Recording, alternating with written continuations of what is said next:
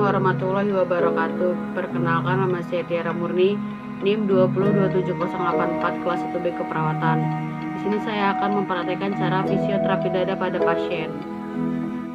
Adapun alat yang digunakan untuk melakukan fisioterapi dada, yang pertama ada skotum, yang kedua ada enskop, yang ketiga ada stetoskop, yang keempat ada handuk, yang kelima ada bengkok, yang keenam ada gelas, yang ketujuh ada hand sanitizer.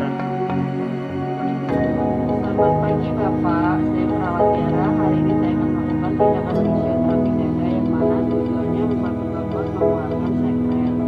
Baik, saya akan bantu Bapak mengeluarkan sekretnya dengan melakukan tindakan fisioterapi dada. Tindakan fisioterapi dada ini dilakukan kurang lebih 10 menit sesuai dengan prosedur tindakan keselamatan pasien. Saya akan memeriksa gelang pasien. Bisa disebutkan nama? Arta. Baik, sesuai dengan gelang identitas. Selanjutnya kita akan melakukan tindakan ini 10-15 menit ya Pak. Langkah pertama menggunakan stetoskop. Baik, saya mulai tindakan tujuannya untuk menentukan sekret yang ada di dalam pernapasan.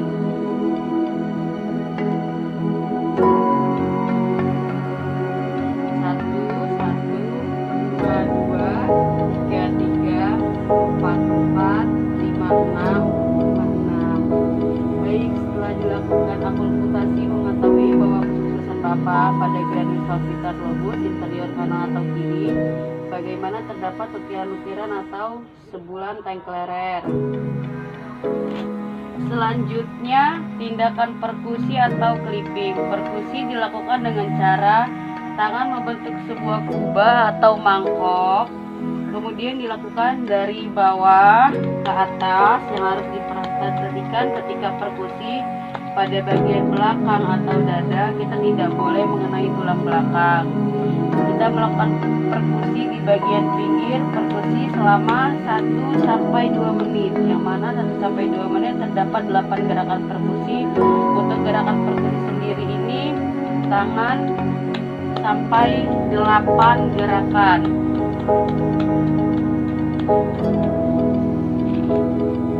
Selanjutnya, melakukan bagian perkusi depan dada pasien. Ada beberapa hal yang harus diperhatikan, tidak boleh mengenai hak terpaparnya pasien, kemudian ginjal dan sperma pada perempuan tidak boleh mengenai mamai. Tindakan perkusi ini dilakukan pada bagian dada depan, dimulai dari arcus costa, digunakan handuk agar pasien merasa nyaman. Melakukan tindakan perkusi pada bagian depan, melakukan 8 gerakan, dimulai dari bawah sebanyak 8 gerakan. Selanjutnya, untuk gerakan 3 yaitu federasi. Federasi ini dilakukan pada lokasi di mana sekret tersebut berada. Federasi dilakukan sebanyak 5 kali pada saat pasien melakukan ekspresi atau membuang nafas.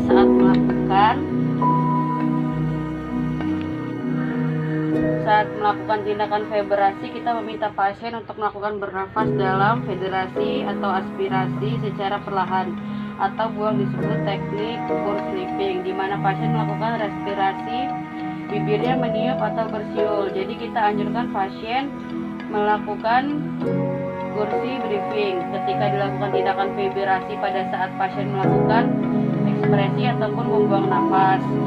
Abu, setelah saya ajarkan membuang nafas seperti yang sudah dianjurkan. Baiklah, setelah melakukan rangkaian dari tindakan fisioterapi dada, langkah terakhir adalah batuk efektif.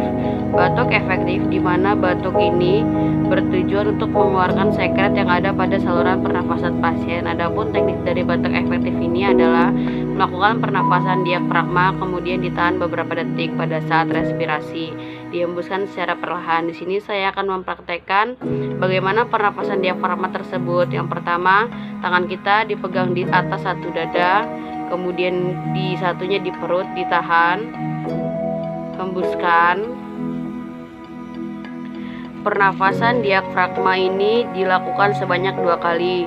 Meminta pasien untuk menurunkan batuk secara kuat. Baiklah, di sini saya akan memegang skotum yang berisi cairan misol ataupun disinfektan lainnya, di mana spektum pot ini digunakan sebagai tempat sekret pasien ketika melakukan batuk yang kuat. Baiklah, saya akan contohkan bagaimana pasien ketika melakukan batuk yang kuat.